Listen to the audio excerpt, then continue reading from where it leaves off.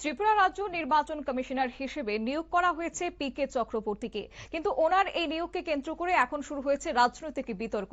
আর সেই বিতর্কের আবহের মধ্যে এবার বিষয়টি নিয়ে মুখ খুললেন রাজ্যের মুখ্যমন্ত্রী ডক্টর মানিক সাহা। তিনি ইঙ্গিত দিয়েছেন, সময় বেঁধে দিয়েছেন আগামী 72 থেকে 96 ঘন্টা।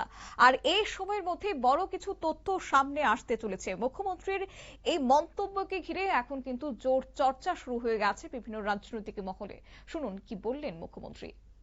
কে চক্রবর্তী তো ওনাদেরই লোক ছিলেন। হঠাৎ করে পি.কে চক্রবর্তী ভট্টাচার্য বাবু যখন ওদের কথা না শুনছেন তখনই সমস্যা হবে। আমি আবার বলবো, এবং আমাদের এখানে আমরা যেটা ধরি যে কোনো সরকারি কর্মচারী হোক, আমলা হোক, যেই হোক, তারা সরকারের হয়ে কাজ করবে, কোনো পার্টির হয়ে যেন না কাজ করে।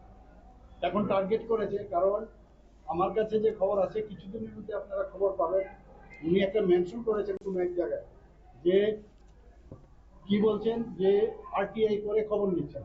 যে ভদ্রলোক আরটিআই করে নিচ্ছেন উনিও তো একজন টেন্টেড আধিকারিক। এখন যেহেতু উনাদের সাথে খুব ভালো রিলেশন, ওর থেকে বেরিয়ে আসছে, খবর পাবেন এর মধ্যে 2-1 দিনের মধ্যে যে আলটিমেটলি ঝোলার থেকে বিড়াল কিন্তু বেরিয়ে গেছে। এইসব ফালতু জিনিস বলছে। আমি আজকে বলেছি যেভাবে ওনারা কথা বলেন, ওনাদের কাছে কোনো ইস্যু নেই। এখন পরে রয়েছেন কোন আধিকারিক কি করেছেন। মুখ্যমন্ত্রী বলেন যে রাজ্যের উন্নয়ন এবং প্রশাসনিক স্বচ্ছতার স্বার্থে সরকার সময় উপযোগী সিদ্ধান্ত নিচ্ছে। তাই তিনি আগামী 72 থেকে 96 ঘন্টার মধ্যে এমন কিছু বিষয় প্রকাশ্যে আনবে যা বর্তমানের যে প্রেক্ষাপট রয়েছে তা নিয়ে ইতিমধ্যে জল্পনা শুরু হয়ে গেছে। হয়তোবা এই ইস্যুকে কেন্দ্র করে আগামী দিনে নতুন একটা মোড় সামনে আসতে পারে। তবে বিরোধীদেরও তিনি এদিন একহাত নিয়েছেন। মুখ্যমন্ত্রীর দাবি করেন যে দীর্ঘদিনের প্রশাসনের বিভিন্ন স্তরে যে আমলাতান্ত্রিক জটিলতা চলছিল তা ভাঙতে সরকার ধারাবাহিকভাবে পদক্ষেপ গ্রহণ করেছে।